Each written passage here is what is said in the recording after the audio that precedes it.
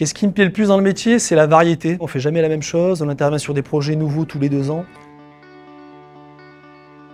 Faya Bâtiment, c'est un acteur de la construction qui construit des bâtiments à grande envergure qui améliorent notre cadre de vie au quotidien avec des fortes valeurs, l'audace, l'engagement et l'autonomie.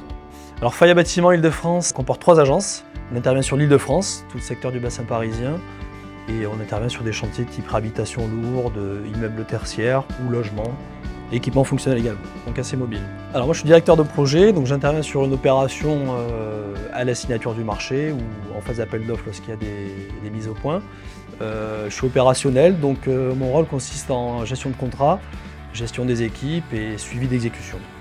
Ça fait un peu plus de 5 ans que je suis chez Faya Bâtiment maintenant, donc que je fais de la conduite de travaux sur des opérations de logement ou du tertiaire.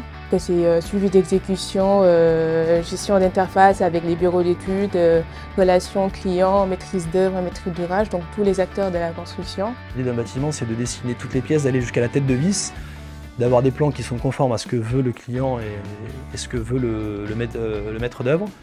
Et puis voilà, une fois que tout ça est fait, après c'est le contrôle d'exécution et le suivi des échéances et tenir le challenge et arriver à la course, arriver à la fin de la course au bon moment et dans de bonnes conditions.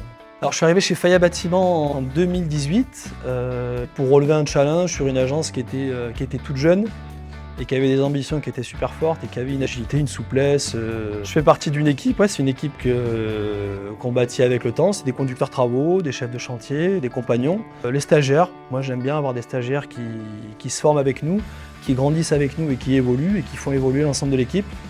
Et après voilà, l'idée c'est quand même d'accompagner les gens et puis de faire en sorte que tout le monde évolue et que le jeune conducteur travaux d'il y a 5 ans devienne un conducteur travaux confirmé. Et du coup ce qui fait de l'évolution pour tout le monde et du bien pour la boîte.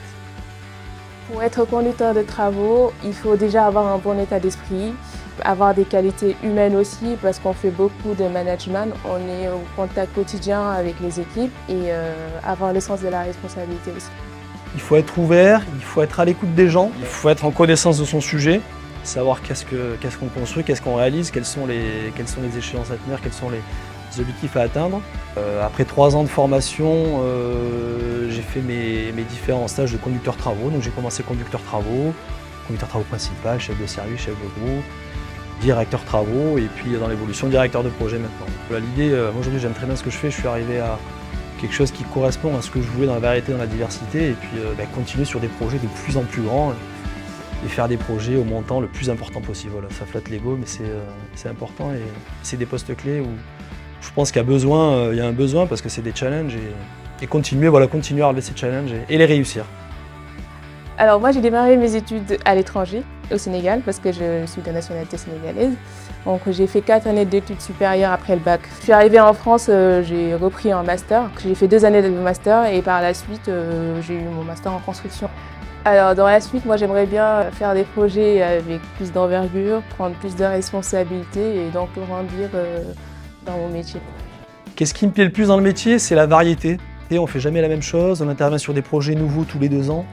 Et puis la variété, voilà, le matin c'est le café avec le compagnon à 7 h du matin et puis l'après-midi on est avec l'architecte, le client.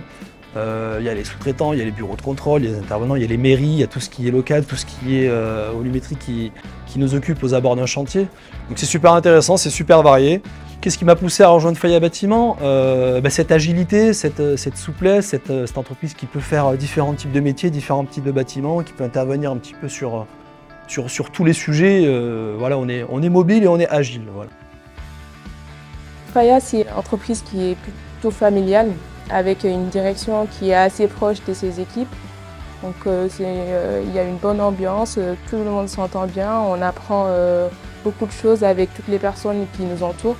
Donc voilà, c'est l'une des raisons pour laquelle j'ai demandé à intégrer Faya Bâtiment parce que, mine de rien, c'est une entreprise qui prend soin de ses salariés, qui les tire vers le haut, qui les accompagne pour qu'ils puissent grandir et évoluer professionnellement.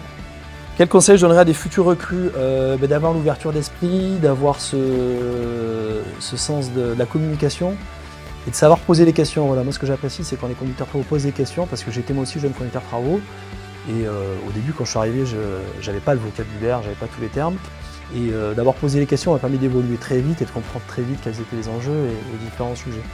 Voilà. Et puis également la notion de relever le challenge, voilà, de venir relever des défis qui paraissent toujours surmontables lorsqu'on démarre et puis au final qu'on arrive à réaliser dans les bonnes conditions.